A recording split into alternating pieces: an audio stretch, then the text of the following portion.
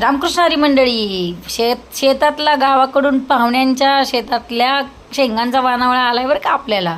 तर हा शेंगा बघून आता शेंगा भाजल्या तर पाहिजेत, कारभाऱ्यांना आवडतात खायला म्हणून आता त्या शेंगा घातल्या भाजायला. पण ह्या शेंगांसोबत जी आलेली माती आहे ना, माती बघून मला लय आनंद झाला. आता माती खायला आवडत नाही बरं का मला, म्हणजे माती खायला आवडत नाही याचे दोन अर्थ होतात. मग माती सगळी या शेंगातली मी वेगळी करून घेतली आणि आनंद झाला या मातीचा, कारण माझ्या तुळशीत नव्हती माती. तुळशीतली माती पाणी जाऊन जाऊन बरंचसं कमी झाली होती पाण्यासोबत जाऊन जाऊन.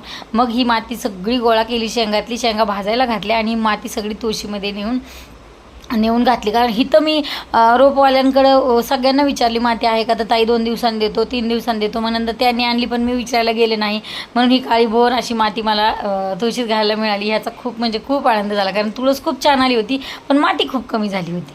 तर आनंद तर होणारच ना, मातीचाही उपयोग करते तीच खरी स्त्री, मी तर असं म्हणेल. रामकृष्ण.